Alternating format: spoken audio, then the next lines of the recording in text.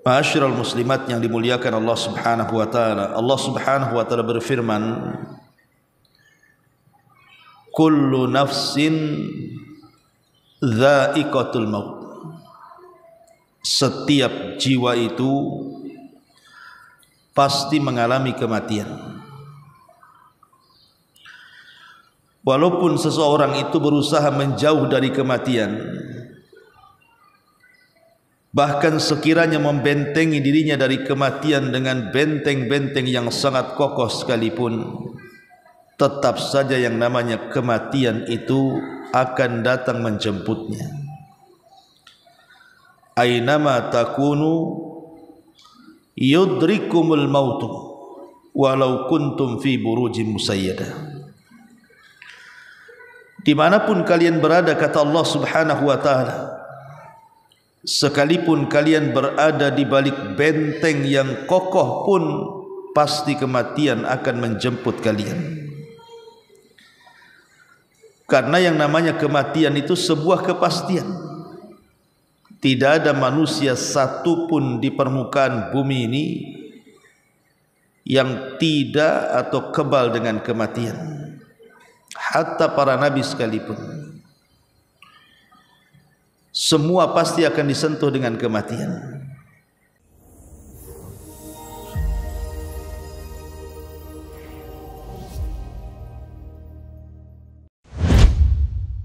Assalamualaikum warahmatullahi wabarakatuh.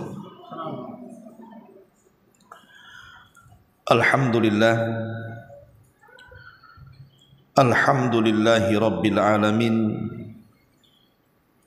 ar-rahmanir rahim, maliki yaumiddin, wassalatu wassalamu ala asrafil anbiya'i wal mursalin, nabiyina Muhammadin sallallahu alaihi ala ahsani taslim. Rabbi israh li sadri wa yassir li amri wahlul uqdatam min lisani yafqahu qawli, amma ba'du. Ma'asyiral muslimat yang dimuliakan Allah Subhanahu wa taala. Alhamdulillah, di pagi menjelang siang ini kita bisa duduk untuk bertalabul ilmi di Masjid Nidaul Ilmi, dan pembahasan di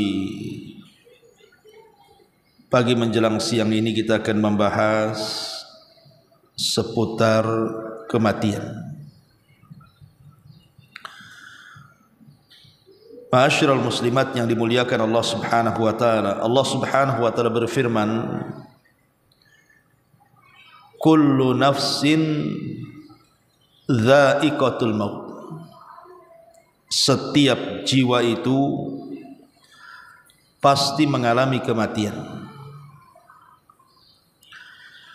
Walaupun seseorang itu berusaha menjauh dari kematian, bahkan sekiranya membentengi dirinya dari kematian dengan benteng-benteng yang sangat kokoh sekalipun, tetap saja yang namanya kematian itu akan datang menjemputnya.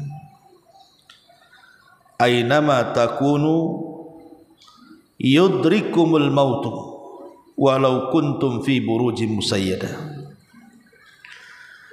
Dimanapun kalian berada, kata Allah Subhanahu wa ta'ala, sekalipun kalian berada di balik benteng yang kokoh pun, pasti kematian akan menjemput kalian. Karena yang namanya kematian itu sebuah kepastian. Tidak ada manusia satu pun di permukaan bumi ini yang tidak atau kebal dengan kematian. Hatta para nabi sekalipun, semua pasti akan disentuh dengan kematian. Siapapun,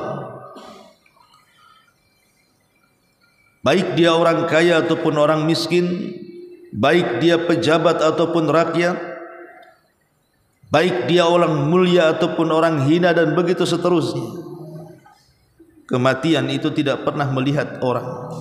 kalau sudah datang saja waktunya, la yastakhiruna sa'atan wa la yastaqdimun, tidak mungkin diakhirkan, tidak mungkin dikedepankan, pas waktunya. Ma'asyiral muslimat yang dimuliakan Allah Subhanahu wa taala, maka seorang muslim dengan kematian harus menjadi pelajaran. Kata Abu Darda radhiyallahu an, kafa bil mauti wa'ida, cukuplah dengan kematian itu dijadikan pelajaran bagi kita. Jadi kalau seandainya ada pengumuman, sekarang kan mudah pengumuman itu karena sudah ada medsos. Mungkin ada saudara kita di kampung, orang tua kita di kampung, ataupun orang-orang di sekitar kita dari tetangga-tetangga kita, tiba-tiba muncul pengumuman di grup-grup WA, inna lillahi wa inna ilaihi raji'un, telah berpulang ke rahmatullah, umpamanya fulan ibn fulan atau fulanah ibn fulanah. Harusnya ketika mendengar kematian itu, kata Abi Darda radhiyallahu an, kafa bil mauti wa'ida, jadikanlah dalam setiap kematian itu sebuah pelajaran bahwa kita juga akan menyusul dia. Makanya kenapa Nabi SAW mengajarkan doa apabila kita masuk ke kuburan,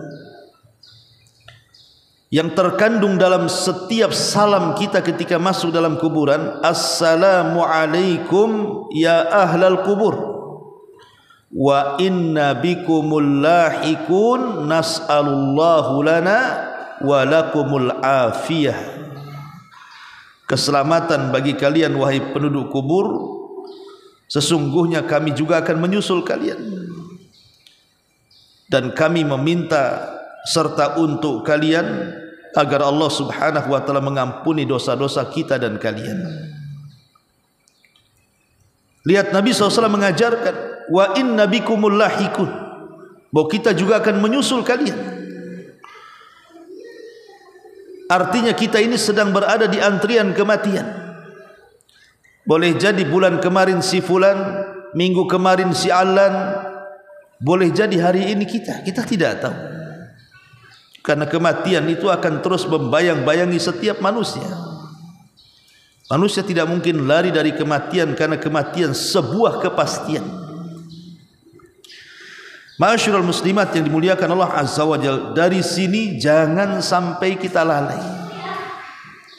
apalagi sampai melupakan bahwa kita akan mati. Oleh karena itulah maka diperlukan seseorang itu al-isti'dad lil maut, berusaha untuk mempersiapkan diri demi kematian kita. Makanya Nabi SAW ketika menjelaskan tentang orang yang cerdas, siapa yang orang-orang yang cerdas itu? Apakah orang yang cerdas itu orang-orang yang memiliki nilai cum laude di sekolah-sekolah mereka? Apakah orang yang cerdas itu mereka para penemu, para profesor dan begitu seterusnya? Ya, itu orang cerdas di dunia. Tapi ada hakikat kecerdasan, kata Nabi SAW, al-kayyisu man dana nafsahu wa amila lima ba'dal mauti. Orang yang cerdas itu orang yang senantiasa mengintrospeksi dirinya,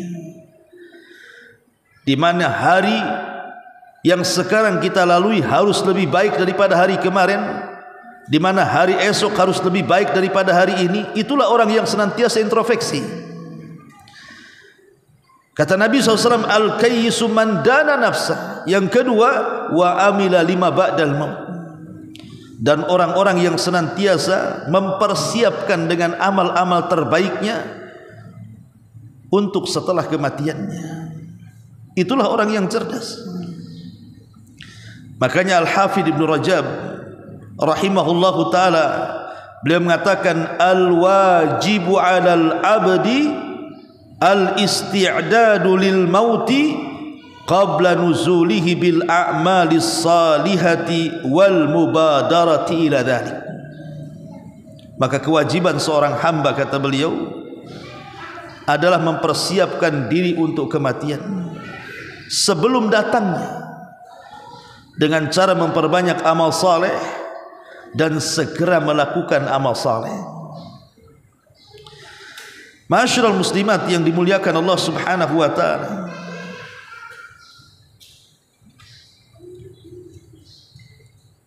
Abu Darda radhiyallahu anhu satu hari melihat seseorang yang sudah menjadi jenazah. Jadi ada jenazah lewat di hadapan Abu Darda radhiyallahu anhu. Kemudian dia mengatakan, man hadza, siapa orang ini? Man hadza, siapa orang ini? Faqala Abu Darda mengatakan, hadza anta, ini adalah kamu. Jadi Abu Darda mengatakan, ini adalah kamu, kepada orang yang bertanya, jenazah siapa ini? Sekali lagi Abu Darda melihat jenazah. Tiba-tiba datang seseorang ke Abu Darda menanyakan, ya Abu Darda, ini jenazah siapa? Kata Abu Darda, ini kamu, kepada orang yang bertanya. Maka orang ini mengatakan, ya Abu Darda, aku masih hidup. Yang mati bukan aku ingin bertanya kepadamu, siapa orang itu yang mati itu? Maka Abu Darda radhiyallahu anhu mengatakan, kenapa saya katakan ini kamu?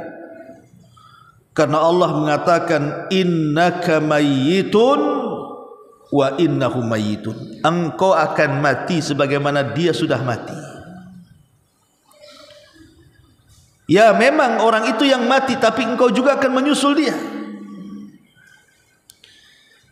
Kemudian dia mengatakan, wahai fulan, kalau seseorang diingatkan dengan kematian, fa'udda nafsaka, maka siapkan dirimu. Ma'asyiral muslimat yang dimuliakan Allah Subhanahu wa taala,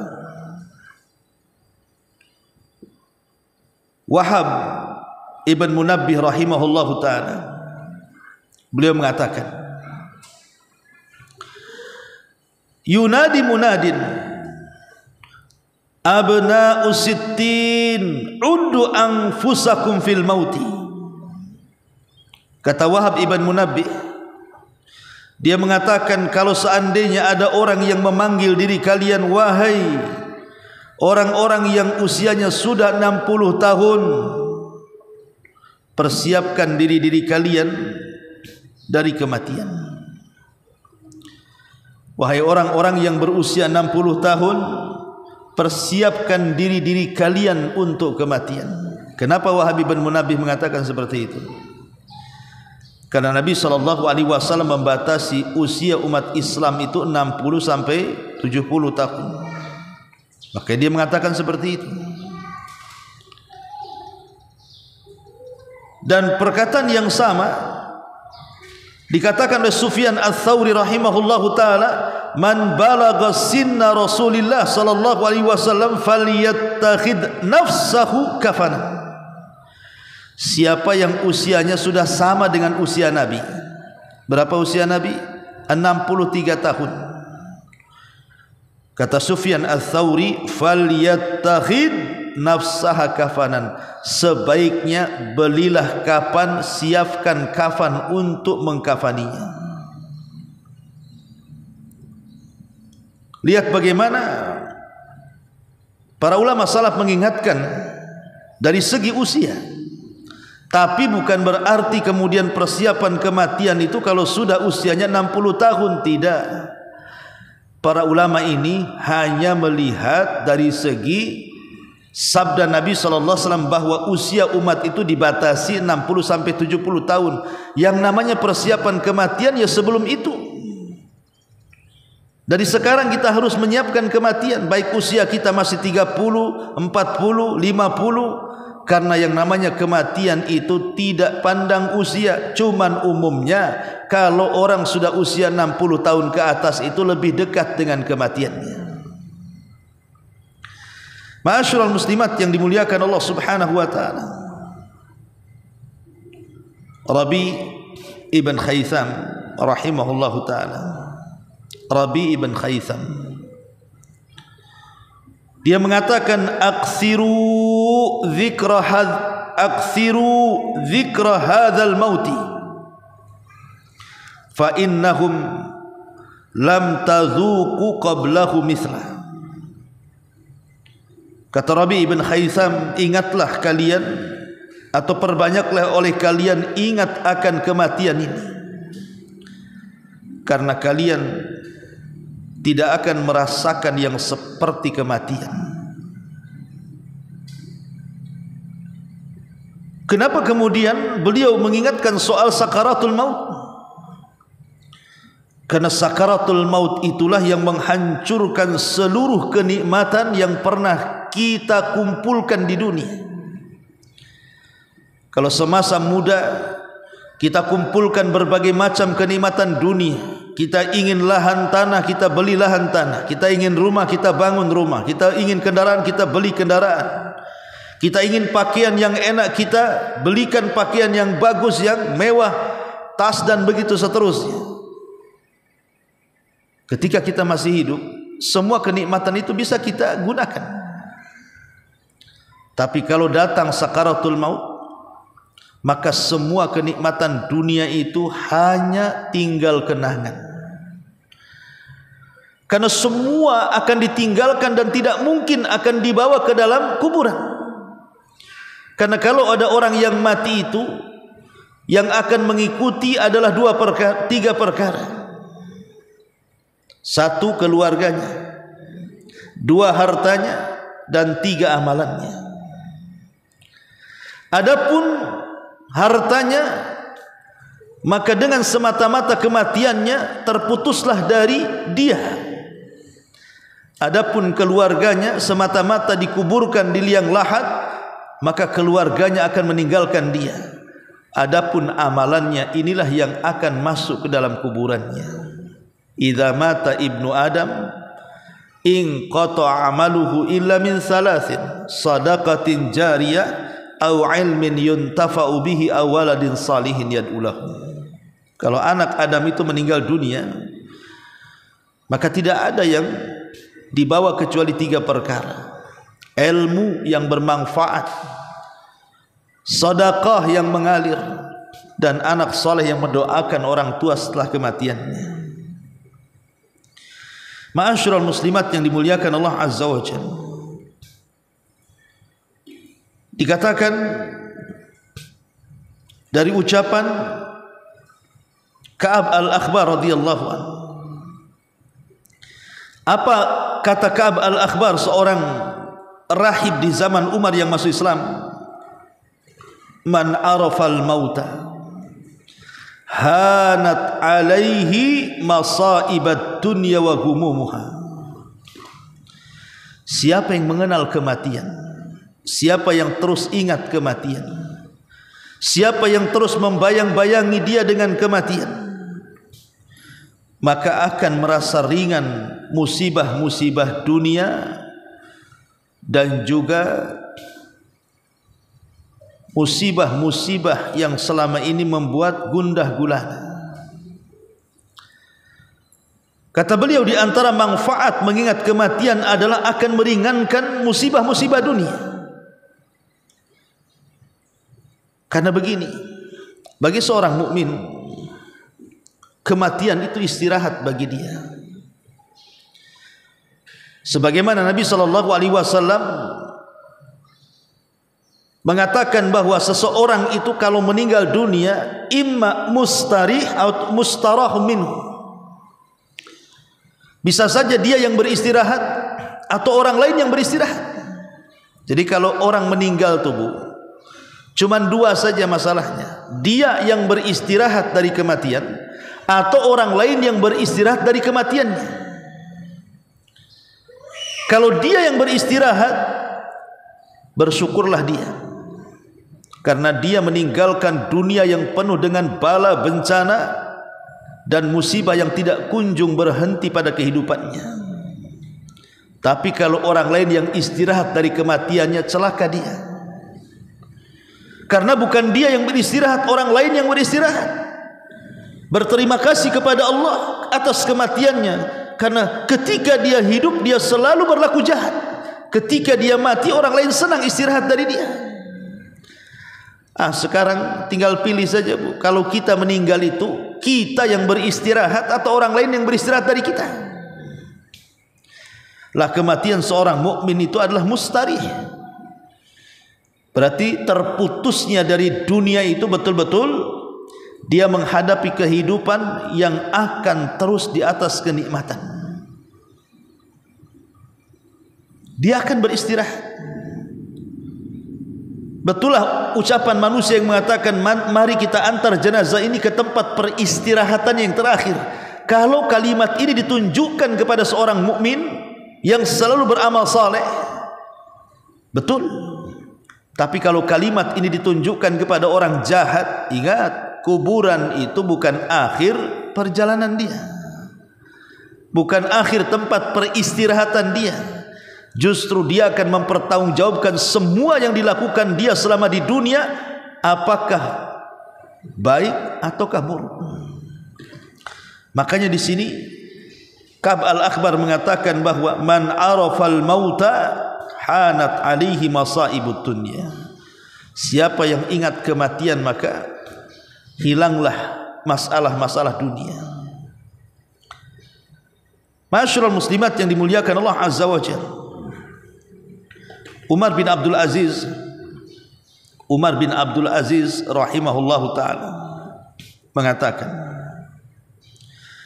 man akthara dhikral mauti ijtara'a minad dunya bil yasir wa in istash'arta dhikral mauti fi laylik aw naharik bughidha ilaika kullu fanin wa hubbiba ilaika kullu bakin. Kata Umar bin Abdul Aziz, dia mengatakan, barang siapa yang memperbanyak mengingat kematian, barang siapa yang banyak mengingat kematian, bagi dia dunia itu perkara ringan. Sebab engkau kalau merasakan dengan cara mengingat kematian di malam dan di siang harimu, maka engkau akan dibencikan kepadamu sesuatu yang mudah musnah dan akan dicintakan kepadamu sesuatu yang akan kekal. Dan kekekalan tidak mungkin ada kecuali di akhirat. Surgalah yang kekal atau neraka yang kekal. Dunia ini tidak akan kekal. Ma indakum yanfud wa ma indallahi bakin. Apa yang ada di sisi kalian itu akan lenyap. Yang kekal itu hanya di sisi Allah Subhanahu wa ta'ala. Kemudian juga Hasan al-Basri rahimahullahu ta'ala, beliau mengatakan, ma aktsaru 'abdin dzikrul mauti illa ru'iya dzalika fi amalihi wa la tala amalu 'abdin qad illa asa'al amal. Dia mengatakan, siapa yang banyak seorang hamba mengingat kematiannya, maka dia pun akan disegerakan untuk melakukan amal salehnya. Karena ketika seseorang kemudian panjang angan-angan seolah tidak akan mati, tidak akan mati, tidak akan mati, maka dipastikan buruk amalannya. Dan Sufyan Ats-Tsauri mengatakan, kafa bi kathratil mauti zahidan fid dunya wa muraggaban fil akhirah. Cukuplah dengan banyak mengingat kematian, orang itu akan jadi zuhud di dunia dan akan cinta dengan akhiratnya. Masyarul muslimat yang dimuliakan Allah Subhanahu wa ta'ala, bahkan Yahya ibn Mu'ad mengatakan, man aktsara dzikral mauti, barang siapa yang banyak mengingat kematian, maka akan diberikan 3 sifat yang merupakan sifat-sifat dari husnul khatimah. Apa itu? Al-mubadaratu ila taubah, bersegera melakukan tobat. Wal qanaatu birizkin yasir, merasa redha dengan rizki yang sedikit. Yang ketiga, an-nasyatu fil ibadah, dan dia akan rajin melakukan ibadah. Inilah 3 perkara. Ibu kalau selalu ingat mati, pasti ibu akan disifatkan dengan sifat ini. Pertama, bersegera untuk bertobat karena takut kalau seandainya datang kematian kita belum bertobat. Yang kedua, al-qanaatu birizkin yasir, redha dengan pemberian walaupun sedikit, karena dia tahu bahwa ada rizki Allah yang jauh lebih besar daripada di dunia. Apa itu? Surga Allah. Jadi dia merasa qanaah, tidak ada masalah. Toh masih ada kehidupan setelah kematian kok. Kenapa aku tangisi yang susah di dunia ini? Ada perkara yang lebih besar di akhirat. Tak usah ditangisi perkara kecil. An-nasyatu fil ibadah. Dan akhirnya orang ini akan rajin melakukan ibadah. Ma'asyiral muslimat yang dimuliakan Allah Subhanahu wa taala. Makanya dikatakan oleh Imam Ghazali rahimahullahu taala, Imam Ghazali rahimahullahu taala, orang yang senantiasa mengingat kematian, maka dia akan mendapatkan thawabun wa fadlun, pahala yang banyak dan keutamaan. Pahala yang banyak dan keutamaan. Adapun orang yang jauh dari mengingat kematian, maka akan ditimpakan kepadanya dosa dan kelalaian. Naudzubillah. Ma'asyiral muslimat yang dimuliakan Allah Subhanahu wa taala, tidak syak lagi bahwa kematian itu, Bu, sesuatu yang sifatnya baghtah. Baghtah itu datangnya tanpa pemberitahuan. Kadang-kadang orang merasa sehat badannya, di medical check up pun tidak adalah badan-badan ini, dalam badan ini ada penyakit-penyakit yang membahayakan, yang mengantarkan kepada kematian umumnya manusia. Tapi karena kematian itu sifatnya baghtah, datangnya tanpa pemberitahuan, tiba-tiba saja malaikat maut datang. Betapa banyak orang sehat tiba-tiba meninggal. Betapa banyak orang-orang sehat tiba-tiba meninggal. Dan banyak orang sakit kok tak mati-mati pula dia. Betapa banyak anak-anak muda yang belum tua dia meninggal, tapi ada orang tua tak mati-mati juga dia. Jadi karena kematian itu tidak ada alamat yang pasti, dan datangnya juga tiba-tiba serta tanpa ada pemberitahuan dari Allah Azza wa Jal, maka sudah selayaknya lah seorang muslim itu mempersiapkan dirinya, karena itu sebuah kepastian. Ma'asyiral muslimat yang dimuliakan Allah Subhanahu wa taala, oleh karena itulah maka ada hal-hal yang ingin saya jelaskan, karena kematian ini juga sesuatu yang memberatkan bagi setiap manusia. Karena dalam kematian itu ada sakarat, Bu. Ada sakarat itu ada perkara-perkara yang menyakitkan. Orang ketika dicabut nyawanya itu sakit. Bahkan Nabi SAW sendiri yang merasakan perkara itu. Saat detik-detik wafatnya, Nabi SAW mengatakan, ala wa inna lil mauti la sakarat. Ingatlah, dalam kematian itu ada rasa sakit. Nabi SAW mengatakan dalam hadis Ummul Mukminin Aisyah radhiyallahu anha, man ahabba liqa Allah ahabballahu liqa'ah, wa man kariha liqa Allah karihallahu liqa'ah. Siapa yang cinta berjumpa dengan Allah, Allah cinta berjumpa dengan dia. Siapa yang benci berjumpa dengan Allah, Allah benci berjumpa dengan dia. Jadi ada orang-orang yang Allah cintai saat menghadap kepadanya, dan ada orang-orang yang Allah benci saat berpulang ke hadapannya. Lah tentu kita hanya ingin menjadi orang-orang yang Allah cintai saat kita berjumpa dengan Allah. Dan salah satu perjumpaan kita dengan Allah itu saat sakaratul maut. Saat sakaratul maut itulah kita akan diberjumpakan dengan Allah, karena ruh kita ini akan diangkat ke langit, menembus langit pertama, kedua, ketiga sampai ketujuh, dan dihadapkan dengan Allah. Kemudian Allah katakan kepada para malaikat yang membawa ruhnya, kembalikan ruh ke dalam jasadnya, angkat amalnya, letakkan di Illiyin. Artinya kematian itu juga adalah sesuatu yang akan menjumpakan setiap orang yang mengalaminya dengan Allah Azza wa Jalla. Tapi ada orang-orang yang tidak berjumpa dengan Allah, sebab seluruh langit ditutup pintunya, dia tidak bisa menembus langit. Sampai Allah katakan, letakkan tuh ruhnya ke dalam jasadnya, lemparkan catatannya, letakkan di sijil. Dan mereka lah orang-orang kafir yang Allah katakan, la tufattahu lahum abwabus sama wa la yadkhulunal jannah hatta yalijal jamalu fis samil khiyat. Mereka tidak akan dibukakan pintu-pintu langit, dan mereka tidak akan masuk surga sampai ada cerita unta masuk ke liang jarum. Ma'asyiral muslimat yang dimuliakan Allah Subhanahu wa taala, maka kita berharap kita adalah orang-orang yang saat meninggal dunia Allah cintai, karena kita cinta berjumpa dengan Allah.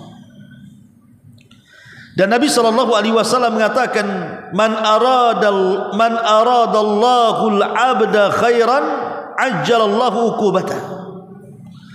Barang siapa yang Allah kehendaki bagi seorang hamba itu kebaikan, maka Allah akan segerakan azabnya di dunia. Jadi kalau Allah berkehendak kita ini orang baik, Bu, maka pasti Allah akan segerakan azab kita ini di dunia sebelum akhirat. Dan akhirat mungkin tidak akan diazab lagi, karena semua azabnya sudah Allah berikan di dunia. Boleh jadi azab itu berupa musibah, entah musibah kesehatan, entah musibah keluarga, entah musibah orang lain, entah musibah ekonomi, macam-macam lah musibah itu kan. Tapi dia bisa melewatinya ya. Kalaupun seandainya adalah yang tersisa dosa, mungkin tidak banyak dosa itu, karena belum sempat dihapus oleh Allah Subhanahu wa taala, lah boleh jadi dosa yang sedikit itu, itulah yang menjadikan sakaratul maut, sakitnya dia saat kematian. Karena kata ulama salaf, kenapa dalam kematian itu ada rasa sakit?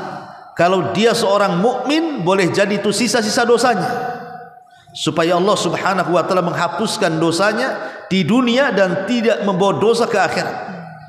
Tapi kalau rasa sakit dirasakan orang kafir, munafik, orang zalim, orang mujrim, orang jahat, berarti itu awal dari azab yang Allah timpakan di dunia untuk lebih diazab lagi kelak setelah kematian.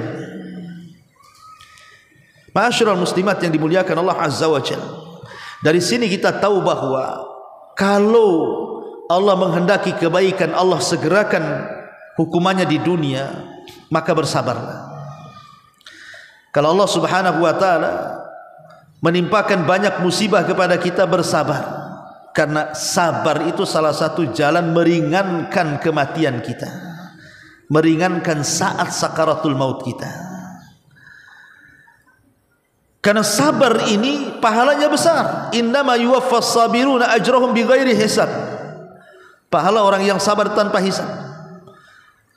Jadi kalau kita ditimpa musibah, sabar. Yang kedua, mintalah pahala dari musibah yang Allah timpakan kepada kita. Allahumma ajurni fi musibati, ya Allah berikan pahala akan musibah yang menimpa diriku. Ini yang pertama, sabar dari musibah-musibah dan bala yang Allah ujikan kepada kita. Ini yang bisa meringankan detik-detik sakaratul maut kita. Kemudian yang kedua, perbanyak istighfar. Perbanyak istighfar. Karena boleh jadi setelah kita sabar, tetapi kemudian masih adalah dosa-dosa itu yang belum dihapuskan oleh Allah Subhanahu wa taala saat detik-detik sakaratul maut itu. Maka dosa-dosa yang kecil ini bisa kita hapuskan dengan istighfar. Dan tentu sering saya ulang-ulang bahwa seafdal-afdalnya istighfar adalah sayyidu istighfar, penghulunya istighfar. Allahumma anta rabbi la ilaha illa anta khalaqtani wa ana abduka wa ana ala ahdika wa wa'dika mastata' a'udzu bika min syarri ma sana' abu'u laka bi ni'matika 'alai wa abu'u bi dzambi faghfirli fa innahu la yaghfiru dzunuba illa anta. Inilah sayyidul istighfar. Siapa yang dibaca di malam hari, kata Rasul, kalau Allah takdirkan dia meninggal masuk surga. Siapa yang dibaca di pagi hari, kalau dia meninggal sebelum sore hari dia masuk surga. Itulah sayyidul istighfar. Karena Allah Subhanahu wa taala dalam hadis qudsi mengatakan, "Ya ibna Adam, law dhunubuka anana as-sama thumma astaghfartani ghafartu laka ala ma kana minka wala ubali." Wahai anak Adam, kalaulah dosamu seberapapun besarnya, walaupun melambung sampai ke langit sekalipun, walaupun seberat bumi sekalipun, kalau engkau datang kepadaku istighfar, meminta ampun dan tidak menyekutukan Allah, ku ampuni dosa-dosamu semuanya. Maka ini cara yang kedua, perbanyak istighfar supaya meringankan kematian kita. Pertama, sabar untuk menghilangkan kesalahan dan keburukan kita, karena kalau kita sabar dari musibah itu, Allah akan gugurkan kesalahan kita. Lah, untuk menggugurkan kesalahan-kesalahan sedikit saat-saat sakaratul maut itu, maka perbanyak istighfar. Karena dosa sebanyak apapun kalau digempur dengan istighfar itu akan hilang.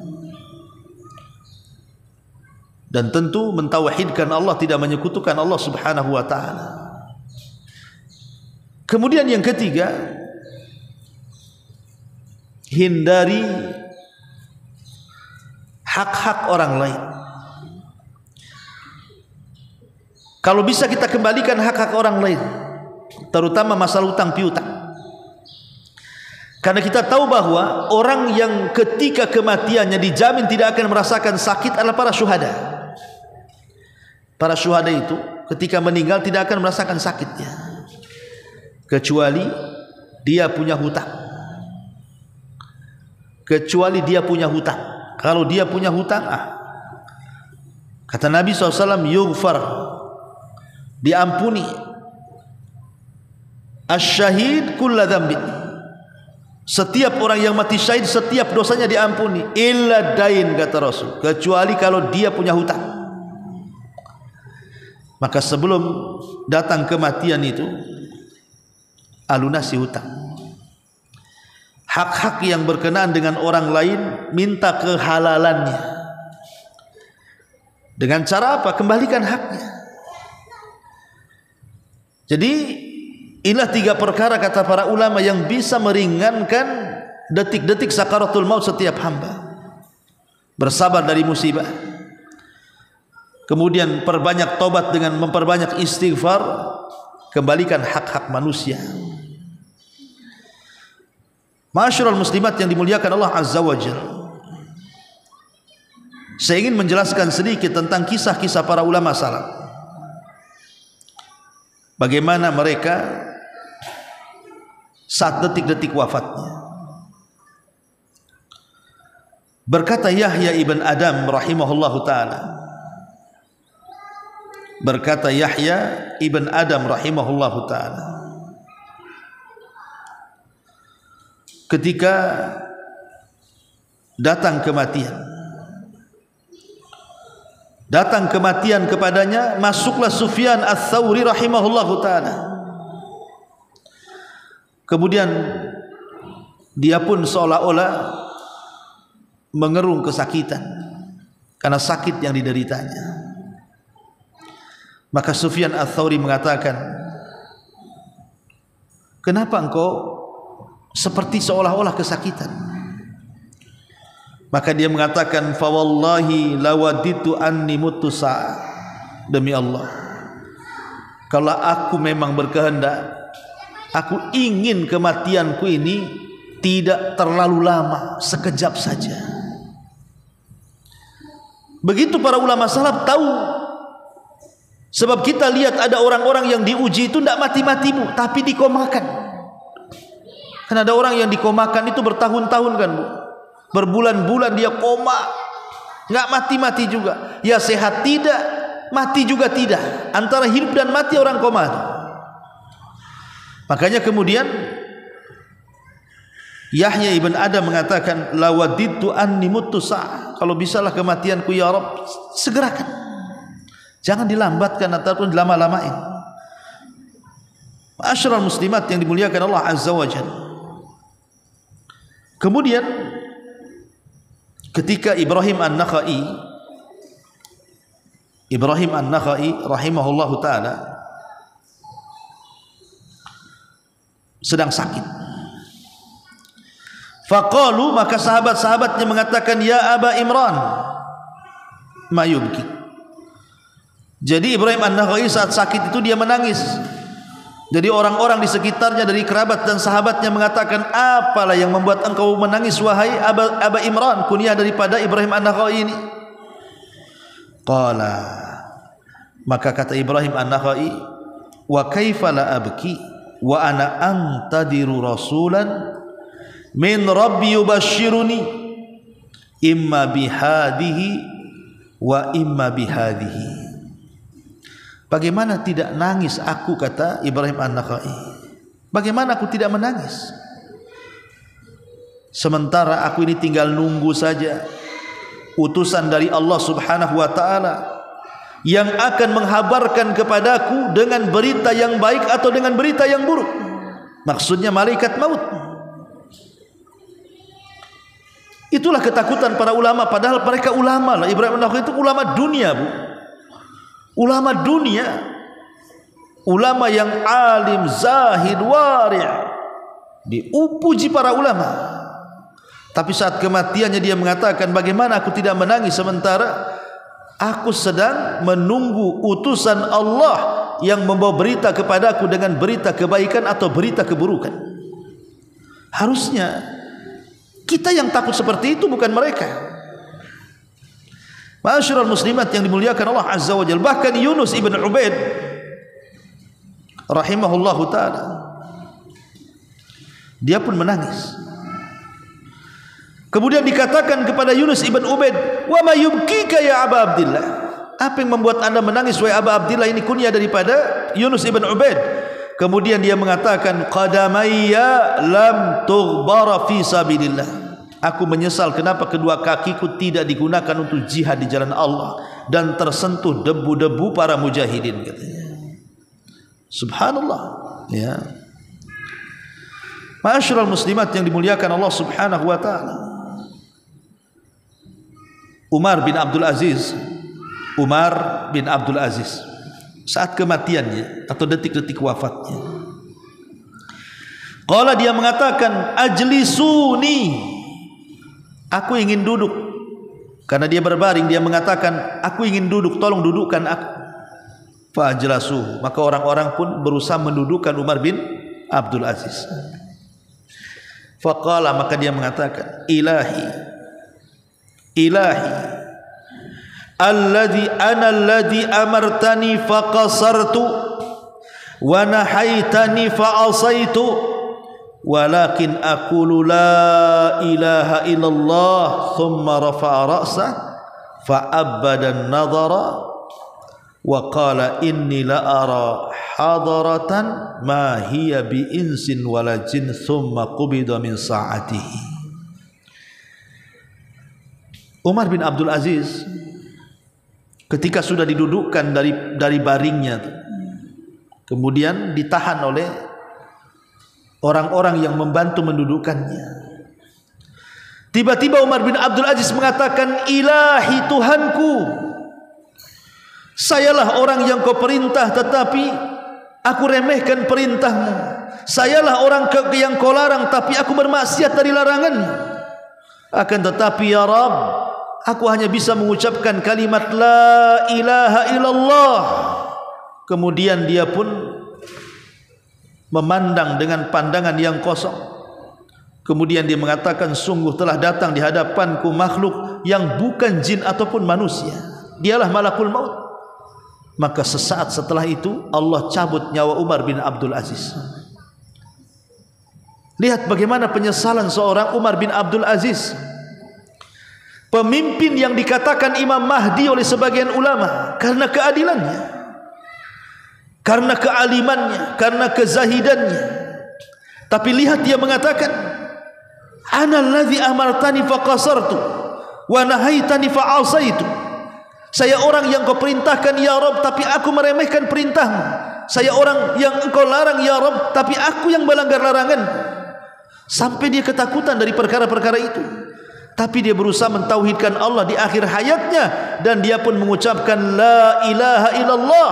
Nabi SAW mengatakan, man kana akhiru kalamihi la ilaha illallah dakhalal jannah.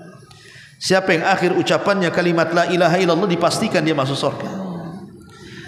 Ma'asyiral muslimat yang dimuliakan Allah Subhanahu wa taala, dikisahkan dari Hasan ibn Abil Hasan al-Basri, ketika Mu'ad meninggal dunia, Mu'ad ibn Jabal radhiyallahu anhu meninggal dunia. Ini yang menceritakan Hasan al-Basri. Jadi saat Mu'ad bin Jabal ini sedang sakaratul maut, dia menangis. Kemudian dikatakan, atabki wa anta sahibu Rasulillah. Hei Mu'ad, kenapa engkau menangis? Engkau kan sahabat Nabi yang penuh dengan keutamaan, yang penuh dengan keistimewaan. Engkau sahabat Nabi, apalagi yang kau tangisi dari kematianmu? Maka dia mengatakan di hadapan orang yang berkata seperti itu, ma abki jazaan minal mauti an hallabi walad dunya taraktuha ba'di. Aku tidak menangis dengan adanya kematian yang akan segera menghampiriku, tidak pula dengan dunia yang kutinggalkan setelahku. Walakin, akan tetapi dia mengatakan, innama huma al-qabadatani qabdatun fin nar wa qabdatun fil jannah fala adri fi ayyi qabdataini ana. Yang aku tangisi adalah manusia itu kan ada dua kelompok. Yang satu kelompok penduduk neraka, yang satu kelompok penduduk surga. Kalau seandainya malaikat maut datang mencabut nyawaku, aku tidak tahu dari mana dua kelompok ini. Apakah aku termasuk kelompok ahli surga atau aku termasuk kelompok ahli nar? Aku tidak tahu. Lihat bagaimana ketakutan seorang Mu'ad bin Jabal. Harusnya ketakutan ini ada pada kita, bukan pada Mu'ad bin Jabal karena dia sahabat Nabi. Tapi terkadang kita tenang-tenang saja menghadapi kematian, seolah-olah kita yakin kita menjadi penduduk surga. Na'udzubillah summa na'udzubillah. Ya. Ma'asyiral muslimat yang dimuliakan Allah Subhanahu wa taala. Bahkan dikatakan oleh Abdul Wahid ibn Zaid rahimahullahu taala, dia mengatakan, dakhalna ala Atha as-Sulami. Aku masuk ke rumah Atha, dan Atha itu ketika itu sedang sakaratul maut. Aku mendengar nafasnya. Ketika dia menghela nafasnya dan Abdul Wahid mendengar helaan nafasnya, maka dia mengatakan, malaka ya fulan, kenapa engkau wahai Atha? Kenapa engkau menghela nafas sedalam itu? Kemudian dia mengatakan, wadidtu wallah anna nafsi bakiyat baina lihatai wa hanjaratai tataraddad ila yaumil qiyamah makhafatan an takhruj ila nar. Aku hanya berkeinginan nafasku tidak keluar dan tetap ada pada tubuhku sampai kiamat dibangkitkan. Karena aku takut kalau seandainya nafasku kemudian keluar dari badanku, jangan-jangan aku melesat ke neraka, katanya. Na'udzubillah. Lihat bagaimana ketakutannya para ulama salaf saat detik-detik kematiannya. Tetapi yakinlah bahwa seorang mukmin yang terus beriman dan beramal saleh, kemudian istiqamah dengan amalannya, senantiasa berdoa kepada Allah agar kita diwafatkan husnul khatimah, kemudian kita senantiasa sabar, memperbanyak tobat dan istighfar, kemudian mengembalikan hak-hak manusia. Jangan suka melakukan kezaliman. InsyaAllah dengan tauhid yang ada pada diri kita ini, maka dengan itulah kita akan diarahkan kepada jalan Allah Subhanahu wa taala berupa husnul khatimah. Wallahu a'lam bishawab. Ini materi yang bisa sampaikan. Sebelum saya tutup, kita buka tanya jawab, silakan.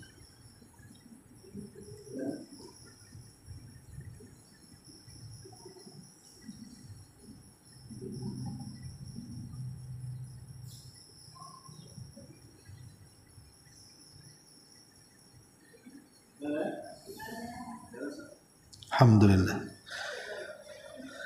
Subhanakallah bihamdika asyhadu an la ilaha illa anta astaghfiruka wa atubu ilaik. Allahu taala alam. Assalamualaikum warahmatullahi wabarakatuh. Intinya bahwa tolong berakhlak kepada Allah. Membahas tafsir dari surah Al-Imran. Lahirlah Imam Muslim, Abi Dawud, Tirmidzi, Ibnu Hibban. Jadi ketika Yunus alaihi salatu wassalam terkena undian itu,